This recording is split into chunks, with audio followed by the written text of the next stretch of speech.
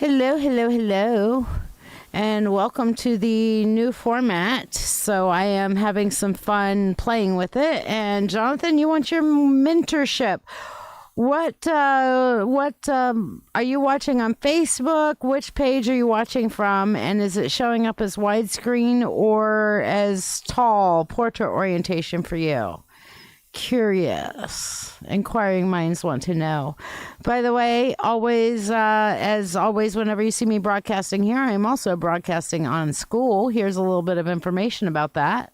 When we walk a spiritual path, it can feel both beautiful and lonely. We're searching, growing, and learning. But often, we're doing it alone or scattered across spaces that don't quite feel like home. That's why I created the Mystic Path. The Mystic Path is a free community hosted on school. Think of it as a sacred gathering place off of social media noise, a hub where seekers, witches, mystics, healers, and teachers can come together. You'll find courses, discussions, and spaces to connect, all in one place, all accessible at no cost. Here, you can explore your own spirituality at your pace. You can join conversations, share your insights, and learn from others walking very different but equally valid paths. There's no one right way. Every perspective adds to the richness of the whole.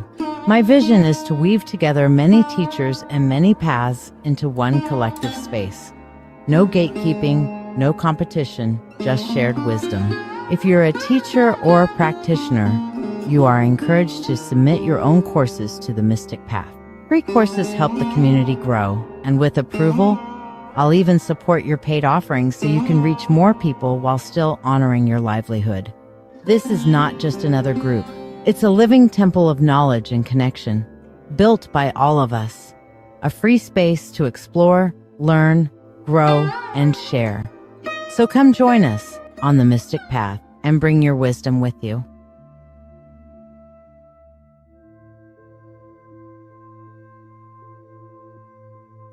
Alrighty, so yes, if anybody is wanting to chat on the school, look at the bottom right and you will see this little kind of like chat bubble thingy, so that you can click on that and it opens up a chat window. To the side, if you are on whatchamacallit, computer, or it'll take up your whole screen if you're on a phone. So you can open and close that at will. Here's Amy Spencer. Hello, my darling. How are you? So, Jonathan, you wanted some mentorship today. So what's up? What do you want to know, buddy?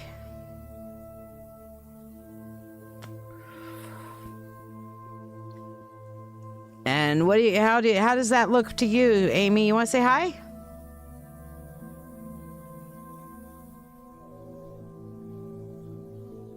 Amy, I saw you unmute for a second.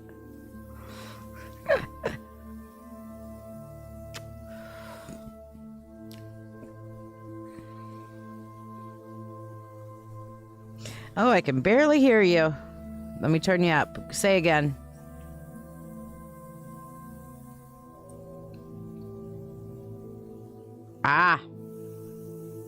Yes, I can hear you. All right, Jonathan wants to know, what does Spirit want you to know? And let me go here to change the desk camera, because I realize that I don't have it on.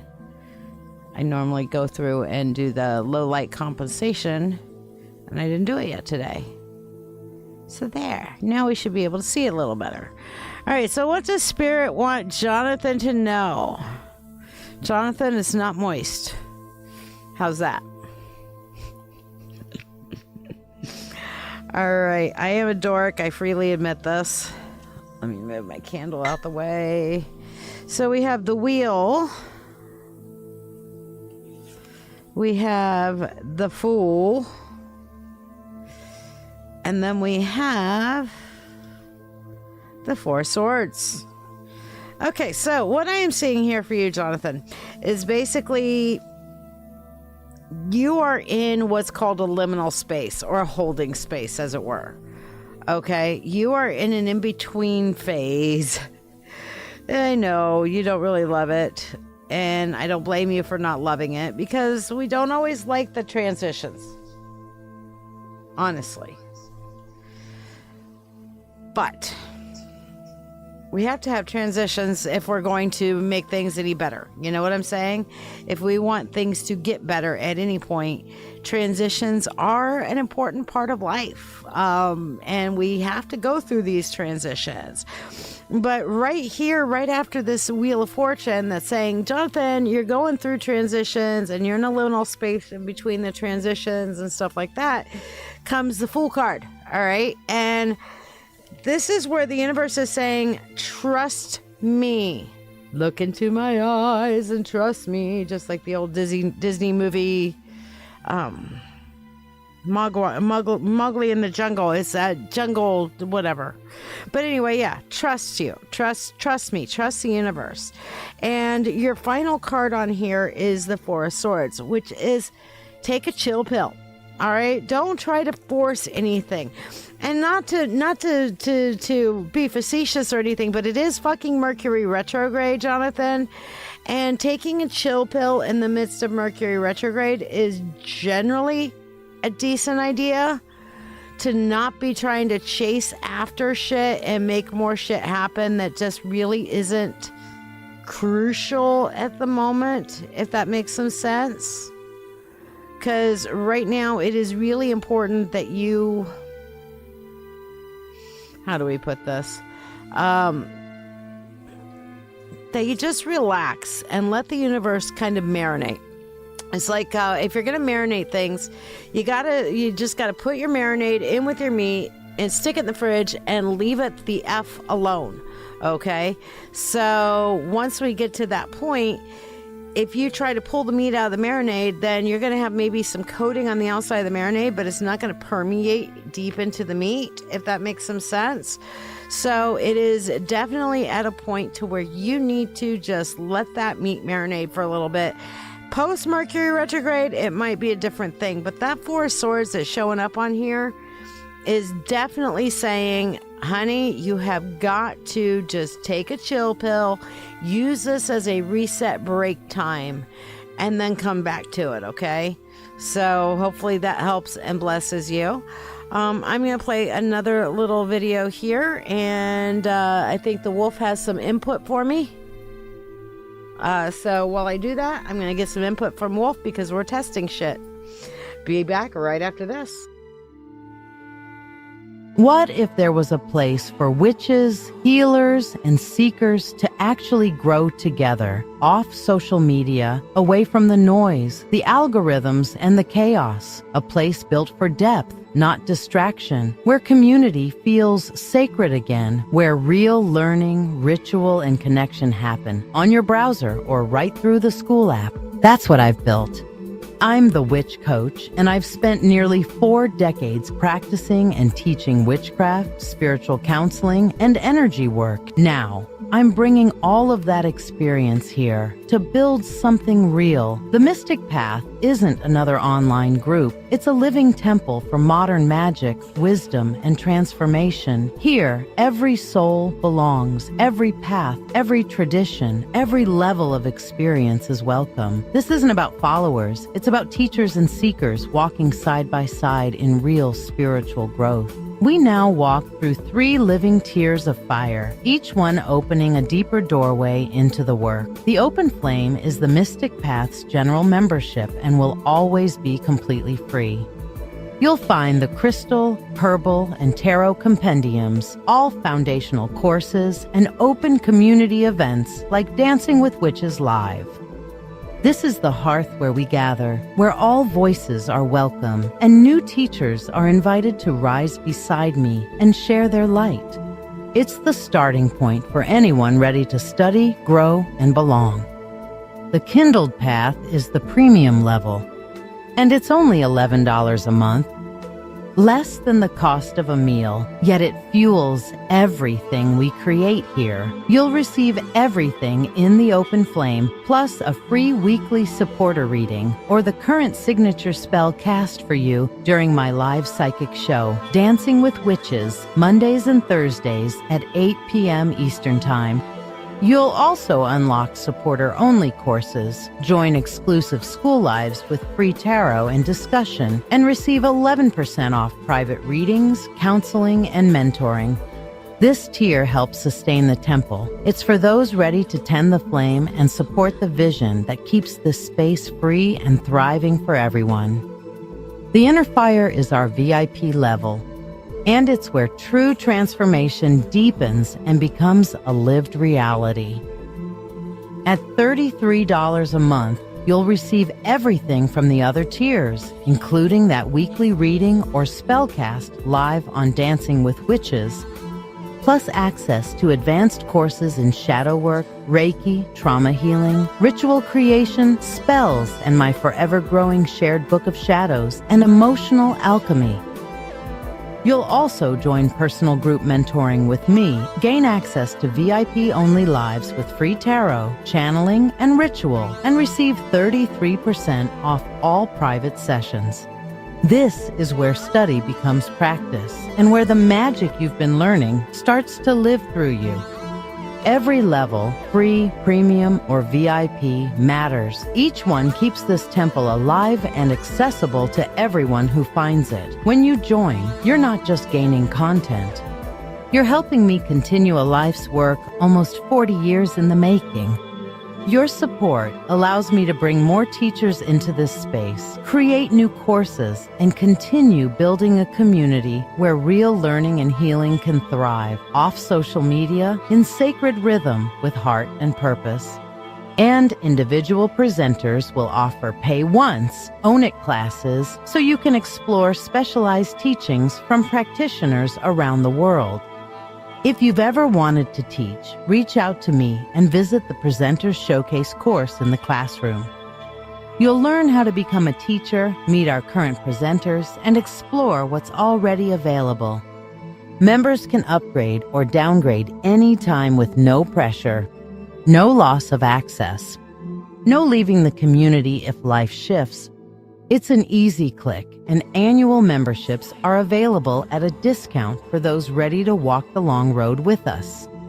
So whether you're taking your first step or deepening decades of practice, there's a place for you here. Links to join are in the description. Step out of the scroll. Step into your journey. Come walk the mystic path with us and find your fire again. Alrighty. So, Amy, what would you like to know for the day?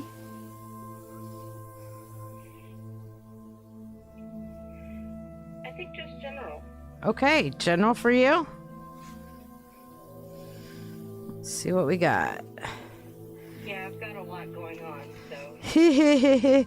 Don't we all? It's that time of year. It's beginning to look a lot like fuck this every time I leave the house. Holy shit, there's so much stuff going on, and the traffic is stupid, and people are putting up stuff. All right, that was a stupid call. All right, so I've got for you the Eight of Swords, the Five of Swords, and the Page of Cups. Sorry? Lots of swords. Yeah, sorry. Lots of swords. Yeah. So, of course, the Eight of Swords. We all know that the Eight of Swords is about that feeling trapped, okay? But it's a feeling of trapped, and especially in this deck, I really want to point out, I'm going to make it a little bit bigger up here on the screen and hold it up for you guys here, you know, but you see how in this particular deck, she is not bound, but her reflection is, right? Amy, you're not as tied up as you think you are. This is a self-perception element on being tied up, being stuck, being bound. that the only things that are truly holding you up are self-perception elements and the way that you are going through. For example, if you're trying to turn down and take a route and that road is closed, so now you think you're stuck, but there's another way around. Does that make some sense? Yeah. So that would be the absolute number one thing that I would look into. Now, the Five of Swords, we all know, is the Pyrrhic Victory card. Pyrrhic Victory, spelled Phyrrric, Pyrrhic, which is to say that it is a victory at a very, very heavy cost. You're going through, Amy, trying to win everything. You're trying to be in it to win it. And while I definitely admired that pluck and determination, and that sometimes that is absolutely the only way that we can power through and we have to do it, we have to ask ourselves an important question. And Amy, I'm going to ask you this right now. Is that juice worth the squeeze? It's ironically funny that this has come up because I've actually made a huge decision in my life that has stopped everything and put me first. Good. And that is a huge thing for me to, I don't do that. I may put everybody else first and me last person.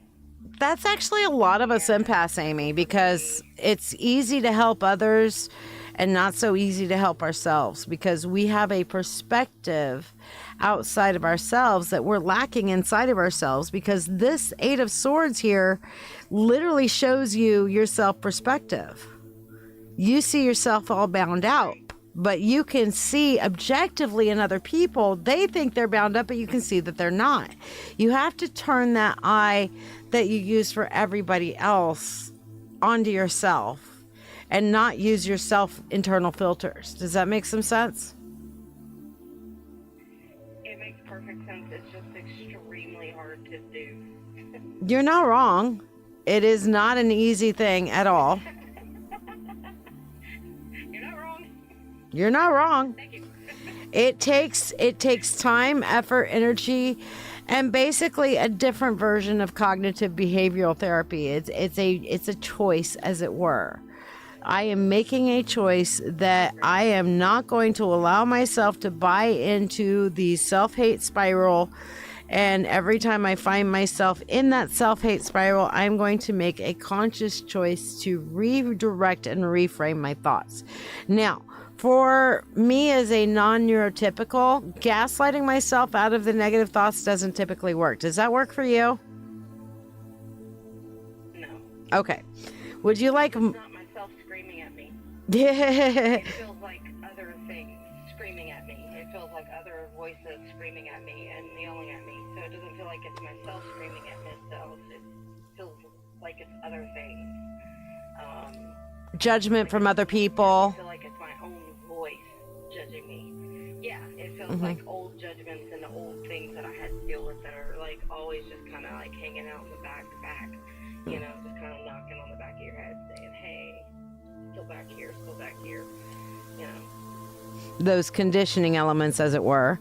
So here's the thing. My neurodivergent way of dealing with this is to actually not gaslight and not dismiss those voices, as it were, or those judgments. It is to hear them and then answer them appropriately.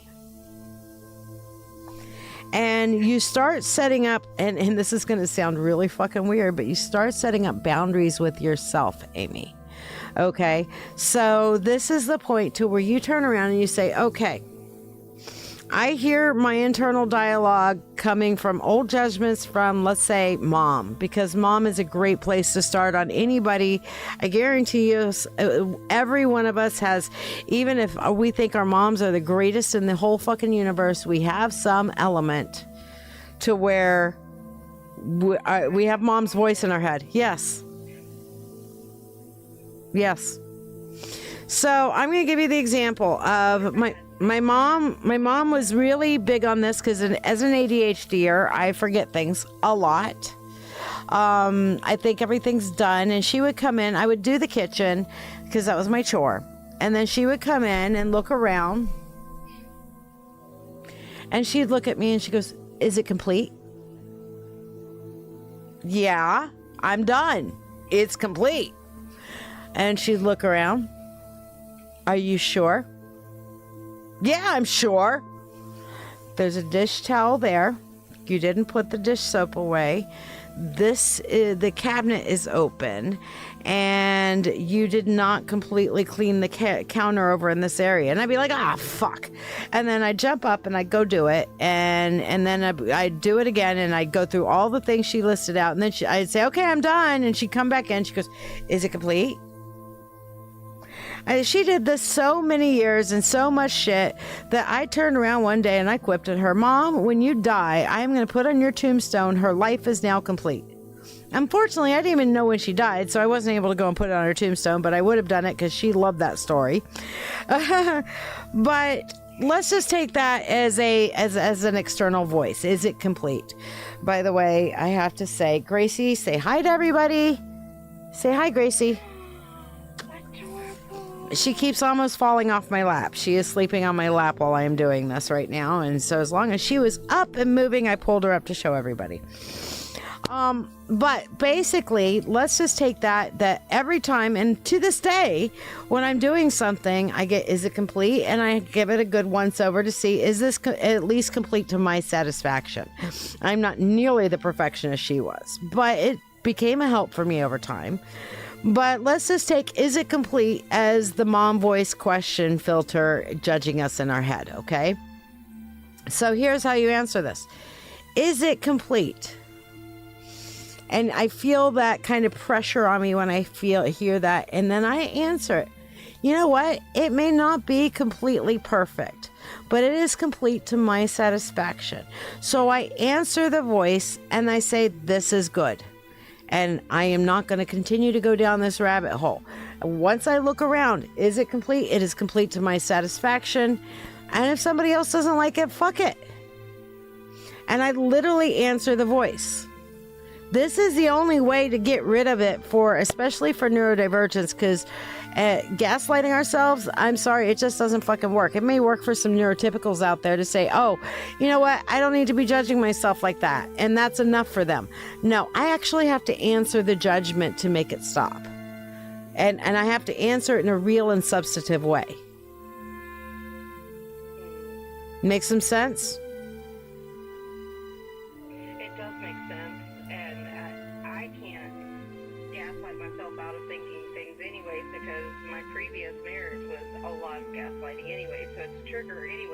So it'd be like just harming myself to harm myself. Yeah, it's not providing any benefit. So, like, would you be comfortable sharing with a self-judgment example that I can kind of help you work through on this? Yeah, so a mom voice that is always in my head, and I do attribute it to my mom, and she's come back and actually said to me a few times, she's like, I'm sorry, you get it from me, it's my perfectionism. But it's little things of like, you know, you just, like I was doing something for a costume for one of my kids, and I was hand making something, and I wanted it to be perfect because in my head it's supposed to be something, you know, a certain way, but it's not my vision. And I had to back off and I had to think about, that's not my vision. I'm making something for someone else's vision. And I have to pull my perfectionism back on that. And so it's little small steps that I'm having to learn. Actually, honestly, I think that's a really good thing. This is not my vision. I am performing above and beyond what is expected of me based upon my instructional set. Or this isn't my project, or yes. It's difficult when you want it to be perfect for what you have in your head, though, because you see it in your head and you're like, it's got to be this way, but that's not always what the person who asked you to do it wanted. Then let me ask you this. And so, one, ask yourself a series of questions when this comes up. First question you should be, is your version of perfection attainable? Second question would be, Second question would be, is your version of perfectionism in this project actually the desired result? Like, is this what's being asked of you? New question that I've added on. And then the third question would be, Question I do ask myself, because it's kind of like you have your time frame, you have your, is this actually attainable? Can you get this done? You know, is this, do you have the means and everything you need to do it? But then that extra question that comes in is, you know, can play a big part depending on, you know, who you're doing it for. so the next thing, the third question is going to be a cost-benefit analysis, or the way I just phrased it a minute ago, because this the wolf kind of planted this in my head, and it has been in my head ever since. Is this juice worth the squeeze? That's the cost-benefit analysis. What is the cost that I will incur, not just financially, but energetically, time-wise, all of the energies? Is the cost that I will incur to achieve my perfectionist goal worth the effort? Is the benefit I am going to get out of this to get it perfectionized to this level worth putting all of that into? Is it worth what my goal is? And that's when you're going to have to work on just, hey, okay, this juice isn't worth the squeeze. The benefit I want is this, and this is the level that I can get it to in a reasonable time frame to get the benefit I'm looking for, my end result. And that is going to be difficult for me learning that skill, because I struggle with it's not time management as much as it is, it kind of falls under that spatial recognition aspect of things. Like, I can't go into a room and tell you where things are going to fit where perfectly. I can kind of sort of give you an idea of what might work, but I can't give you a spatial recognition. I do the same thing with time. I struggle with time spatial recognition. Like, I don't know if it's going to take me 2 hours to get something done, or if it's going to take me 3 weeks to get a big project done. I don't know those things.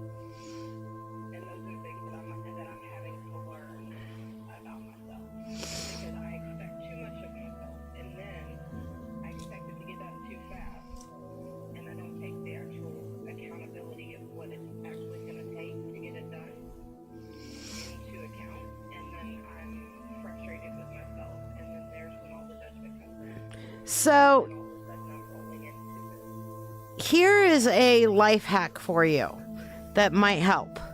Do you have any kind of AI that you use? Like, I use ChatGPT. Do you have any particular AI that you like using chat-wise?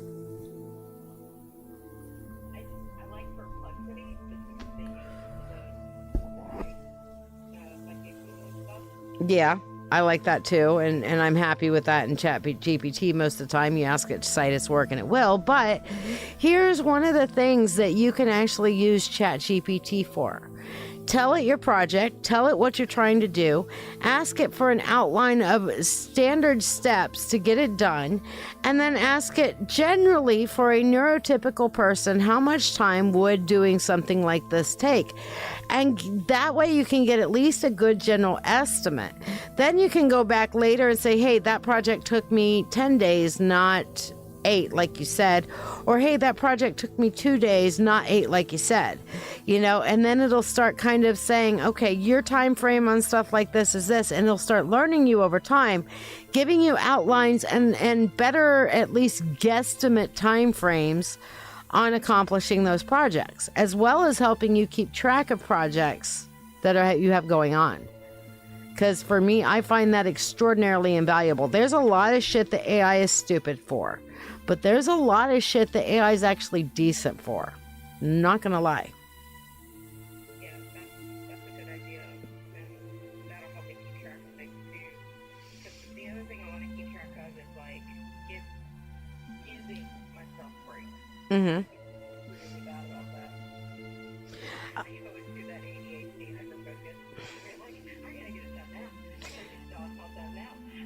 There are great apps, and there. Let me. I'm gonna pull one up here. Where's my Breathe?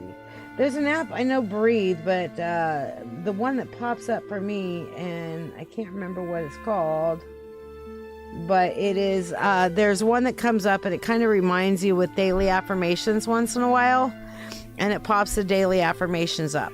That helps. The other thing that I also use is my heart rate value on my watch. Okay.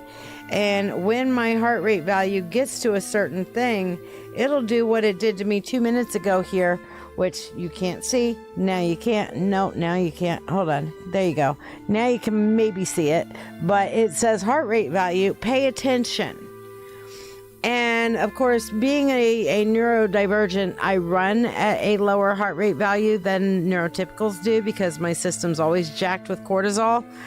But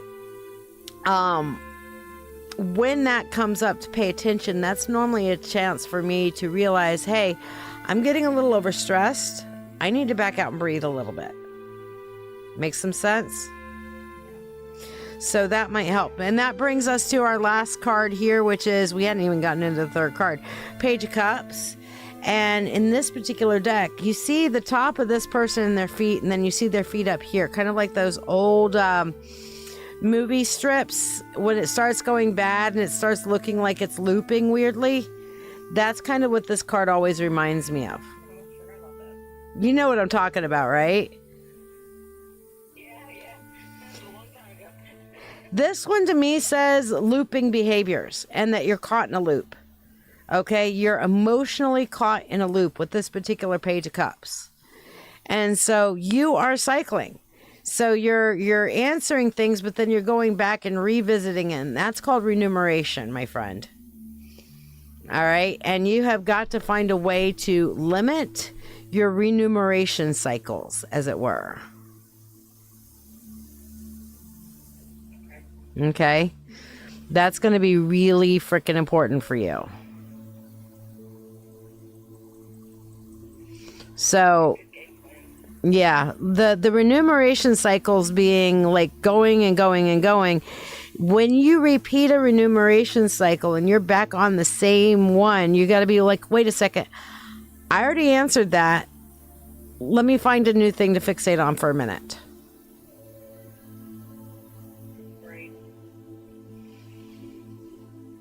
And that's why you have to answer your remunerations in a substantive way so that you can literally say, you know what? I've already come up with a solution for that problem. Moving on.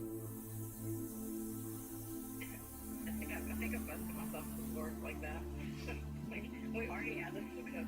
It's time to move on now. Exactly. And that's literally having a conversation with spirit and yourself in your own brain.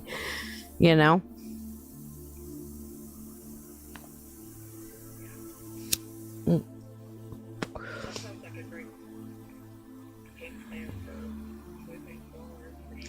Yeah, I mean, anytime we can find a real answer. Yes. It brings about a healing dynamic instead of the constant, like, self-hate, self-recrimination, you know? So. Definitely trying to break all of that. I feel like doing a little bit of Reiki. Who needs some Reiki?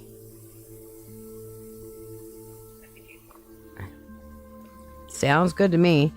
All right, let me put my little Reiki request thingy up so you guys can all share your Reiki requests. And let me get some of my Reiki crystals out. Gracie, you do not make this easy, child. Erg, I can't reach without. I'm sorry, baby. I'm sorry. I didn't mean to wake. I know. Mommy's sorry.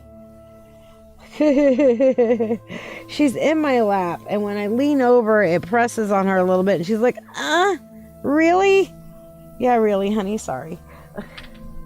So she's like, but you know what? She will absolutely recenter herself. So here you go. Say hi, Gracie. Gracie. Come on. You're right here on the microphone. You want to say hi? No? You just want to go right back to my lap and keep purring. Chee. All right. So let's begin on our Reiki journey here. Don't forget to begin your breathing. Breathing in through your nose, out through your mouth. Breathing in the good energy, breathing out the bad energy.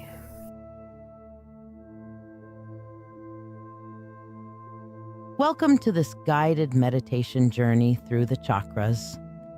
This journey is a path of self-discovery, a bridge between the physical and the spiritual, a voyage into the energy centers of your body. But before we embark on this journey, let's set the stage for our exploration.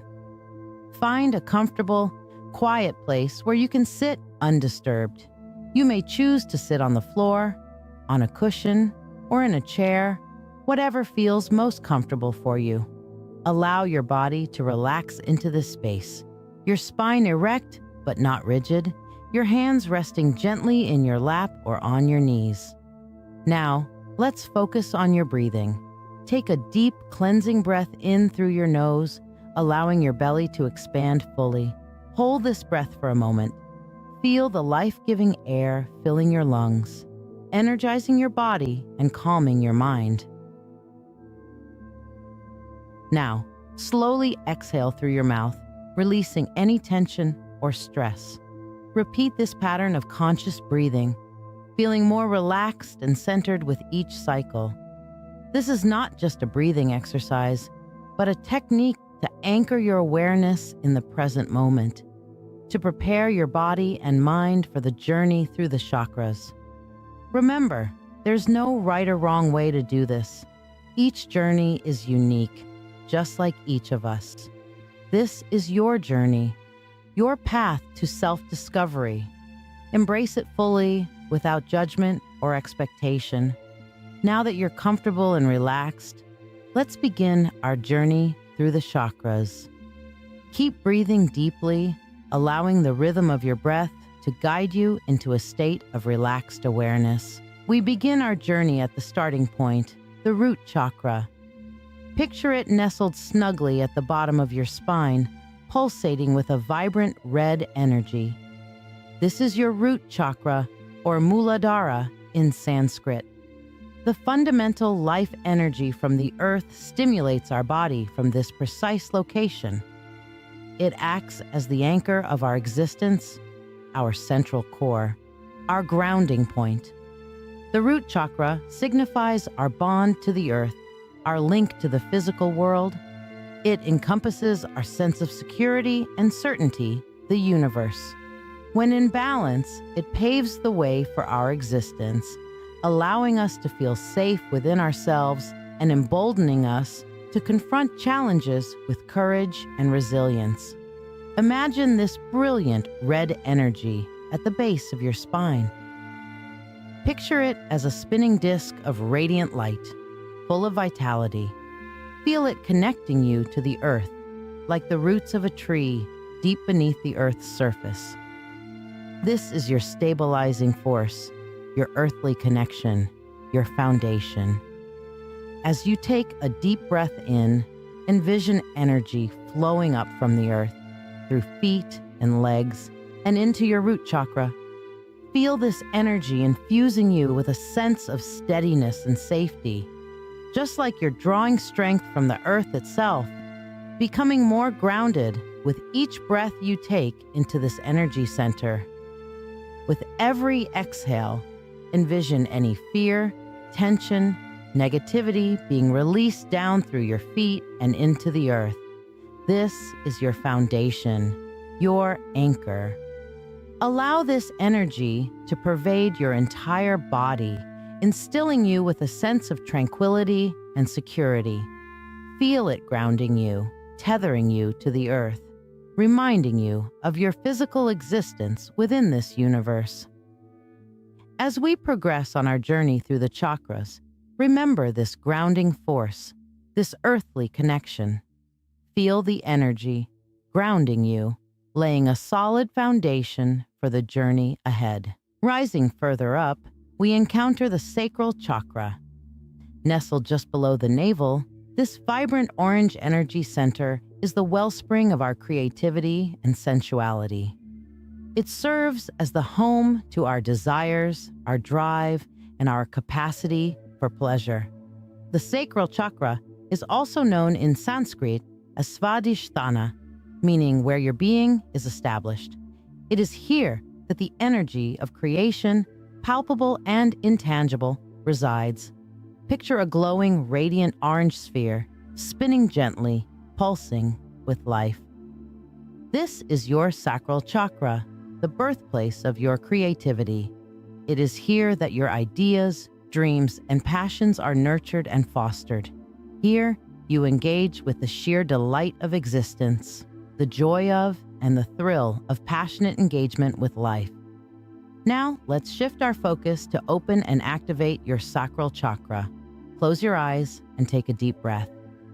As you inhale, visualize a warm, orange light growing in intensity at your sacral area, just below your navel.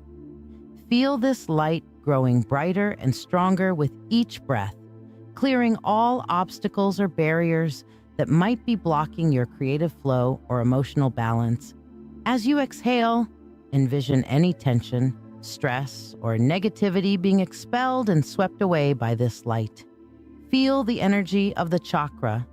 Sense its warmth, its aliveness, its life-supporting power.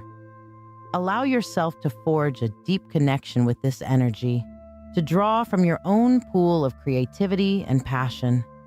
Feel the delight, the thrill of creation, of desire, of passionate involvement with life. Welcome the warmth of this energy, fueling your creativity and passion. Let it invigorate you, motivate you, and fill you with a zest for life. Remember, this energy is always there within you, ready to be tapped into whenever you need it. The sacral chakra is now open and activated, and you're filled with creative energy and emotional balance. As we continue our journey to the solar plexus chakra, lodged comfortably above your navel and beneath your breastbone, imagine a radiant, sun-like energy hub that exists there, the solar plexus chakra. Also known in Sanskrit as Manipura, meaning lustrous jewel, visualize this chakra as a source of personal power, dignity, and identity. The solar plexus chakra, the core of our personal strength, the essence of our identity, and our self-esteem. Now close your eyes and immerse yourself in this visualization. Picture your internal determination stirring, gathering strength to stand tall, proud, comfortable in your own skin. This chakra is an embodiment of you.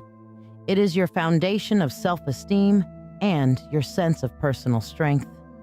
Imagine a brilliant, dazzling yellow light, akin to the sun, radiating from this chakra. Feel its warmth spreading across your body, filling you with an energy that empowers, a confidence that strengthens, and a sense of self-esteem. This is your inner sun, your personal strength, your confidence glowing from within. Focus your attention on this brilliant yellow light. Feel its power seeping into every fiber of your being. As you inhale, draw in this confidence. As you exhale, let go of self-doubt and fear. Understand that your breathing rhythm strengthens your personal power, bolstering your self-esteem, and igniting a bright self-confidence within you. Embrace this energy. Let it empower you, boost your self-esteem. Let it light your ambition, your determination, and your willpower. Let it remind you of your worth, your value, and your potential to achieve anything you set your mind to. Remember, your solar plexus chakra is your power source. It fuels your confidence and your self-belief. It is the flag bearer of your personality and your self-confidence. It is the shining jewel that lights your path with the glow of self-assuredness, determination, and a strong sense of I can. Harness this energy, nourish it, and let it guide you on your voyage. Allow this energy to empower you, elevating your confidence and self-belief. As we move forward on our journey, carry this strength with you. We now transition into the epicenter of all existence, the heart chakra. Situated directly in the core of your chest, in proximity to your heart, the heart chakra, also known as Anahata in Sanskrit, manifests itself. Here, the physical and spiritual realms unite, cultivating a space where love and compassion are at their strongest. Now, visualize a vibrant green wheel of energy, gyrating in harmony with your heartbeat, right there in your chest. This is the sanctuary for our ability to love, encompassing not only others, but also ourselves. It is here that we foster empathy for the world we live in and our place within it. The heart chakra stands as the meeting point of our emotional and physical selves. Through this portal, we experience love at its purest form, untouched by preconceived ideas or expectations. It is the source of our empathy, our ability to understand and mirror others' emotions. Now, in your mind's eye, visualize a radiating green light originating from the chakra. This light, with its calming glow, brings every cell, every fiber of your being into loving harmony. This is your love, your compassion, your infinite wellspring of kindness. Allow this light to expand, to wrap around you completely, to seep into the deepest corners of your soul. As we journey further into this chakra, I invite you to focus on balance. With every breath, imagine a set of scales, perfectly balanced, symbolic of your emotional state. Now, imagine this balance spreading, touching every aspect of your life, fostering healthy relationships, and promoting self-love. As this balance takes root within you, let it bring peace to your mind, serenity to your spirit, and a gentle warmth to your heart.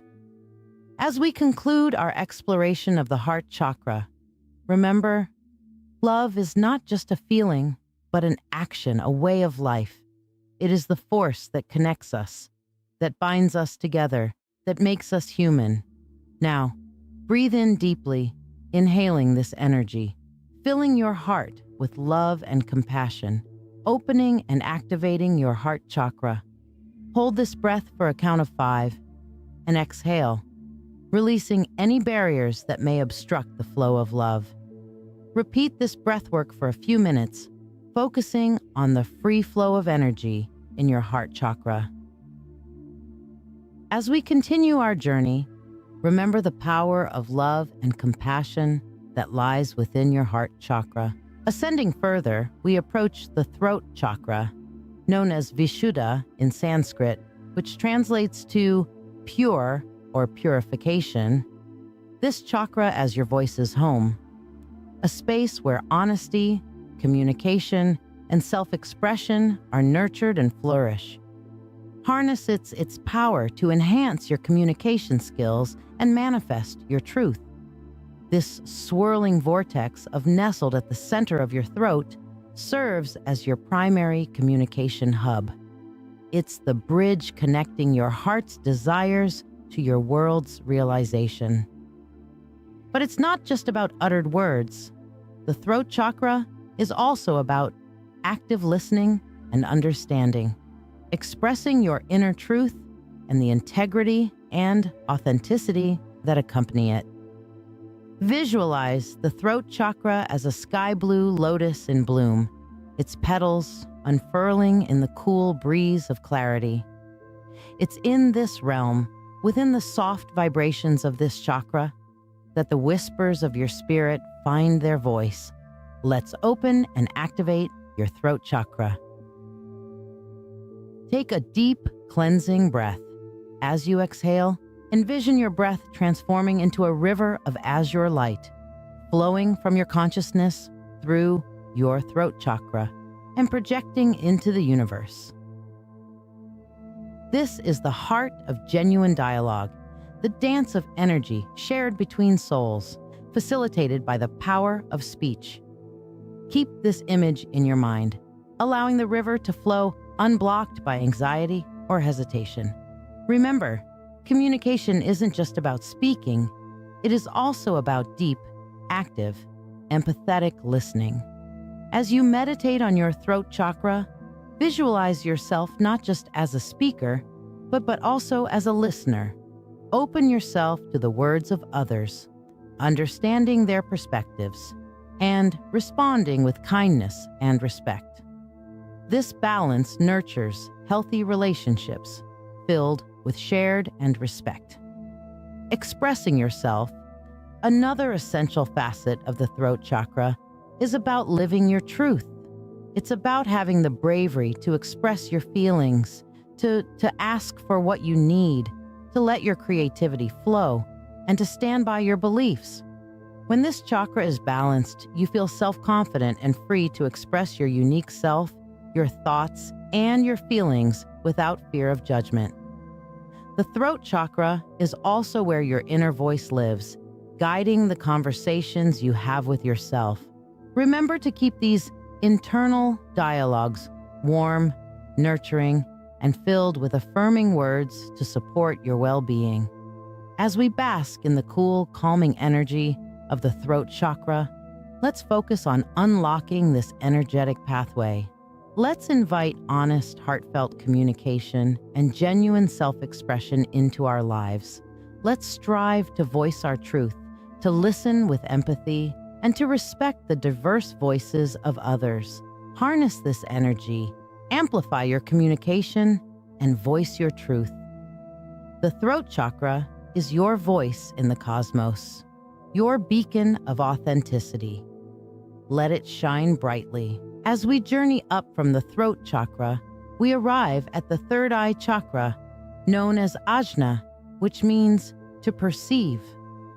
This special energy center is located right in the middle of your forehead, just above where your eyebrows meet. It is the powerhouse of wisdom, intuition, and transcendental consciousness. Picture the third eye chakra as a gateway leading to infinite galaxies and heightened awareness. From this singular point, you tap into your intuitive abilities, gain insights that go beyond the ordinary sight, and understand the intricate layers of your existence. As we delve into this part of the meditation, imagine yourself in a serene place, bathed in a deep indigo glow, akin to the night sky on the brink of dawn. This light embodies the energy of your third eye chakra. Absorb this light as you inhale. Let it grow brighter and broader. As you exhale, discard any hurdles or negativity that hinder your intuition or cloud your wisdom. Say silently to yourself the affirmation, "I trust my intuition. I am linked to my highest truth." Repeat this silently or aloud, feeling its echo within you as it synchronizes with of your third eye chakra. While you continue with this meditation, you may feel a slight tingling sensation or a gentle pressure at the center of your forehead. Fear not, as it is a sign that your third eye chakra is being stimulated and balanced. Keep in mind, this spiritual enlightenment and wisdom is not a race. It's a step-by-step process of understanding and evolution. No need to hurry or force anything. Let the energy move freely and trust your intuition to guide you. Envision this energy illuminating you, opening up your mind to intuition and wisdom. The third eye chakra is both the chakra of intuition and the mind, playing a crucial role in how we organize our thoughts and perceive the world. It's a key tool for understanding the influence of our past on our present, allowing us to use intuition as a guide towards better futures. This chakra is essential in manifesting our desires by providing clarity and insight into our life's journey. Imagine organizing the clutter of your internal mind like tidying a vast library where each book is a thought or memory. Envision placing these books in perfect order, making your past clear and your future intentions focused. Through this visualization, your third eye chakra becomes a well of clarity, guiding your intuition to illuminate the path ahead. Expanding outward, use your third eye chakra to project your inner clarity into the universe, visualizing your dreams and desires as if they're already unfolding. This powerful vision helps to manifest your aspirations into reality, drawing the energy of what you seek directly towards you. Let your third eye be the beacon that guides your dreams from the realm of thought into the tangible world. As we conclude this part of meditation, take this newfound awareness and wisdom with you. Let it steer you on your journey to healing and self-discovery. As we approach the culmination of our spiritual journey, the crown chakra, also known as Sahasrara, comes into view. Located at the highest point on your head, this seventh and final chakra serves as our gateway to the cosmos, our spiritual antenna, and our conduit to the divine. It is through this chakra that we attract the universe's energy into our lives. When it's in its optimal state, the crown chakra glows like a lighthouse of spiritual illumination, testifying to our innate potential for enlightenment and our fundamental connection with the universe. This point of convergence is where the individual soul meets and amalgamates with the universal spirit, allowing us to realize that we are not separate entities, but integral parts of a vast, interconnected whole. The crown chakra presides over our spiritual connectedness, our sense of life's purpose, and our recognition of the divine. A balanced crown chakra results in profound serenity, a deep connection with the divine, and clarity about our place in the universe. This balance allows us to be open to the wisdom and guidance of our higher selves and the universe, enabling us to live fully in the present moment, consciously and attentively. As we now focus on this chakra, picture a 1,000-petaled lotus at the top of your head, glowing with a vibrant violet or white light. With each breath, you draw in the universe's energy into this chakra, lighting it up more and more. As you exhale, let go of any barriers or blockages that might disrupt your connection with the divine. Feel yourself growing lighter and more expansive as you open up to the universe.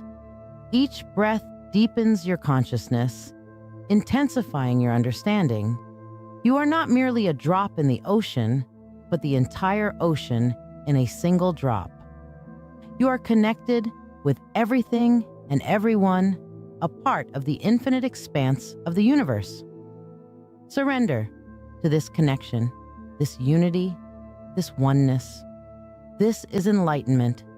This is the end goal of our spiritual journey, to recognize our divine nature, to understand our place in the universe, and to live in harmony with embrace this energy, forming a bond with the universe and attaining enlightenment. As we conclude our journey through the chakras, the time has come to gently reconnect with our physical selves.